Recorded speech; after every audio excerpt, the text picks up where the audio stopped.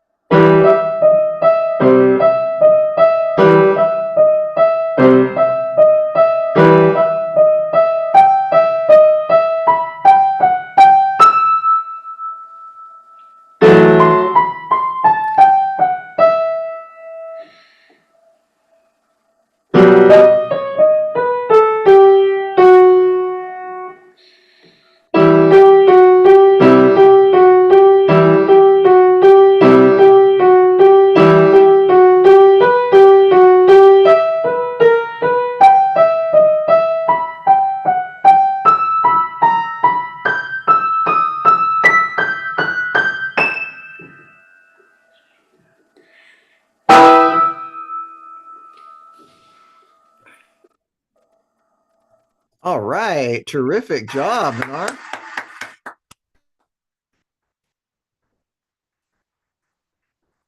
Okay, really nice work here. This was great. Um, so let's talk about the piece a little bit. So what was tricky about learning this piece?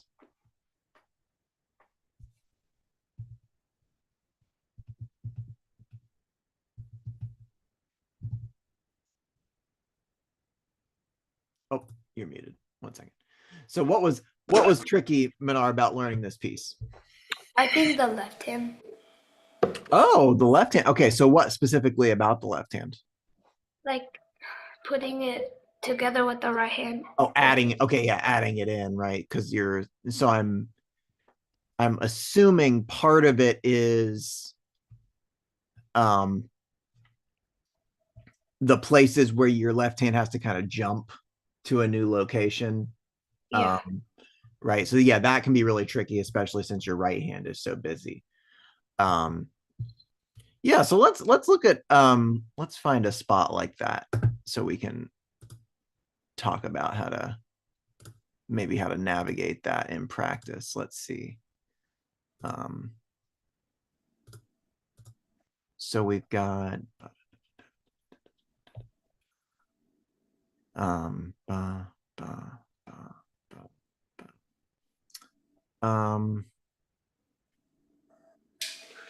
So first of all, as I'm scanning this, um, something I hoped you noticed, right, is you've got these notes, your left hand kind of stays in the same place, right? So even here with this cluster, you've got your third finger still on E and your fifth finger still on C, right? So the real shifting starts to happen here, right? Where we shift and what I would pay attention to here is I think the key to practicing is when you run through your left hand, don't get overwhelmed when it's a bunch of chords and think like, oh my gosh, all the notes are changing. Focus on one part of your hand at first. Okay. So in this case, I think what we would focus on is, since we're kind of scooting down, focus on what your fifth finger is doing first. So you're really just scooting your fifth finger from C down to B, right? So just shifting it there. right? Let the rest of your hand follow your fifth finger. So let's practice maybe, can you practice these three chords? So this, this, this.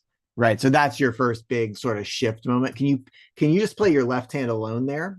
And even, sorry, not even your whole left hand, just your fifth finger or just the lowest note of each chord. So practice so right here, the E with your third finger, and then C with your fifth finger, and then B. Can you try that for me? Mm-hmm.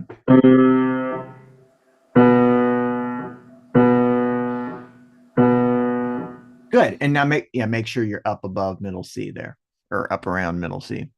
Um, Now, can you play just that with your right hand? So we're gonna get fancy. Just play the very lowest note of each left hand chord while you play your whole right hand, right from there, if you can.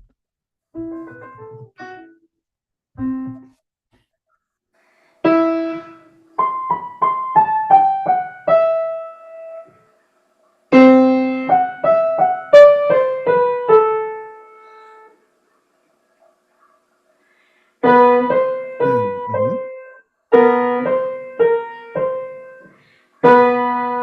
Yeah, good.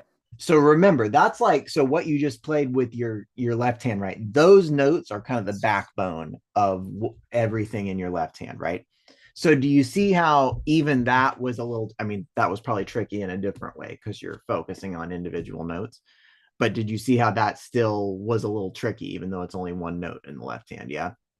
Yeah, a little bit. Yeah. So I think the key, right, when you come across a piece that, and there's a lot of, right, this is just a um this is a really common thing that comes up in piano music that's really tricky to get right, is when your left hand is jumping around and your right hand is playing something really busy. I mean, that's just, so that ends up being a very um it's a problem that will stay with you throughout a lot of piano music.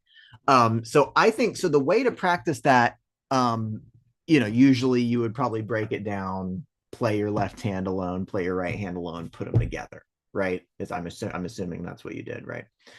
So Yeah. in this case, I think whenever you've got stuff that's happening like this, what I would do, remember that when you put hands together, it doesn't always have to be all of your left hand and all of your right hand, right? So in this case, the thing to do would be to play all of your right hand and practice just those kind of backbone notes in your left hand. That gets you the essence of where your left hand is moving without having to worry about all the other notes, right?